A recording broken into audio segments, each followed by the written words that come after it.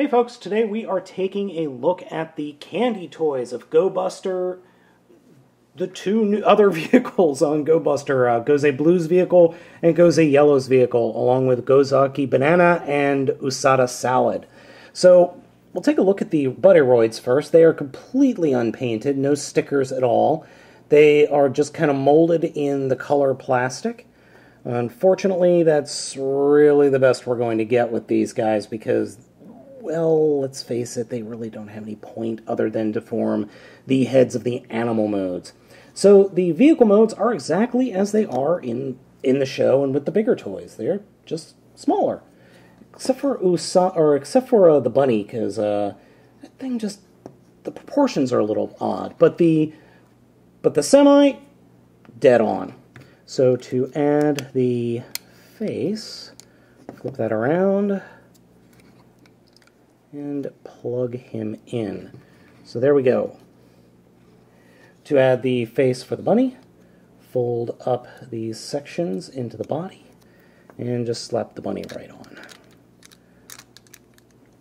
In all honesty, this is mostly the way I display the figures. If I'm going to have them in vehicle modes, this is the way I do it. Now, I did kind of screw up with the placement of the stickers on the rabbit.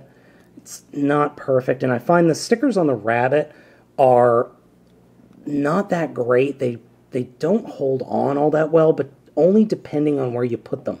Like the stickers here at the edge of the propeller blades constantly pop off, and the ones on the face constantly pop off as well. But otherwise, the stickers for both of these units are pretty good. That's my main problem, is the face right here. Transformation into animal modes is exactly the same as it is for the bigger figures. For the bunny, we pull that front part off and fold the feet down, then reach behind and bring the feet around and fold them down and out. And then we plug the new Gobuster-Oh face onto the back of the bunny to form its, I guess it's tail, maybe? But when you try to push, the one thing I don't like about the bunny is when you push down on certain parts, other parts really have a tendency to fall apart or fall off. So there is the bunny. The gorilla, however, is a little bit more complicated. So just like in the toy, we've got to completely take him apart. Unplug parts here and there, take it apart. Fold out the helicarrier bits, and those plug in like that. Well, what I will do is instead of doing that, we will...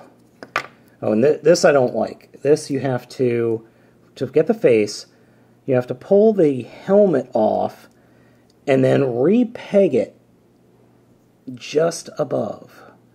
I do not like that. So just bear with me for a minute while I get all this ready. There we go. Now what I like to do is I like to peg the bits into the arms and then peg the arms into the legs. Because if you do it the other way around, it's not easy. So there we have the beast modes. And they're pretty much exactly the same as their larger figure counterparts.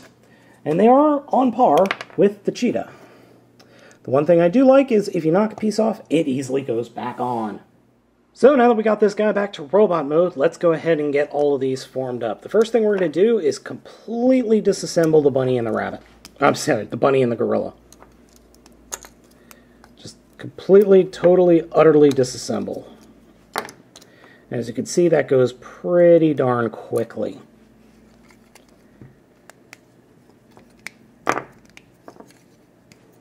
And pretty darn quick for both of them, actually.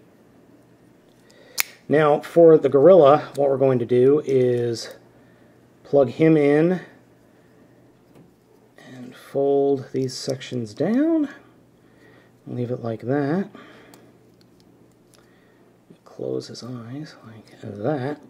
Get him to that point, so we'll put that off to the side.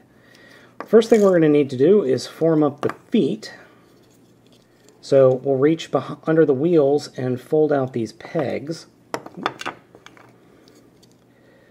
like that. Fold up the wheels, and then we will take the yellow peg and peg it into the yellow spot right there. Now you might think that that section is supposed to plug into that hole. Well, it doesn't. I was surprised when I first did this, as it doesn't, but that gives you ankle articulation by not plugging in. So, how do we peg these guys into this? Well, first we'll close up the feet, and then we'll do something pretty interesting. We'll fold the gorilla feet in so that these little pegs are pointing straight up. And those pegs will peg into these holes on the back of the feet. We just got to line everything up, make sure we got it.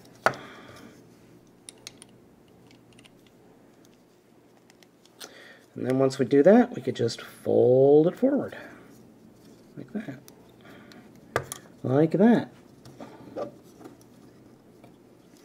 Turn the guy around, take the bunny, and peg it right into the back, like that.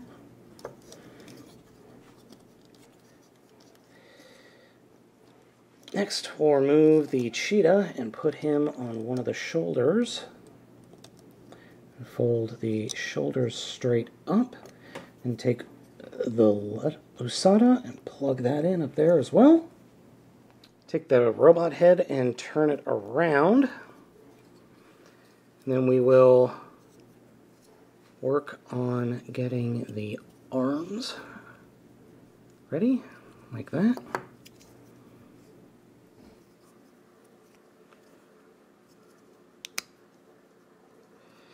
And then these guys get plugged in underneath.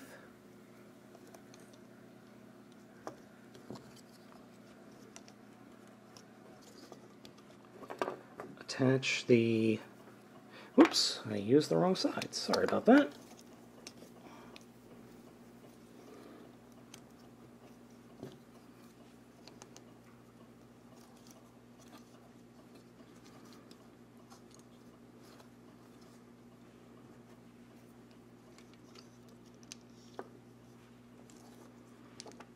Form up the weapon.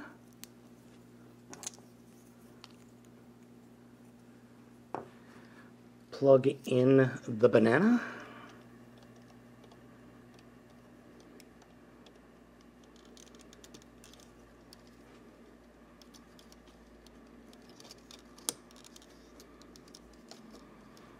And then take the face and plug it into the peg hole behind the robot head.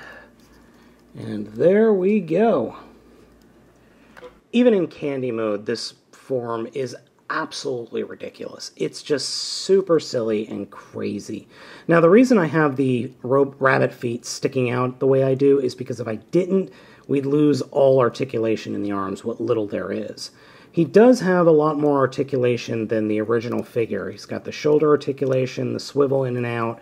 Unfortunately, he doesn't have any elbow articulation, but he's got 1, 2, 3, 4 different areas of articulation in the legs. So you can get some decent poses off, even if they are absolutely ridiculous.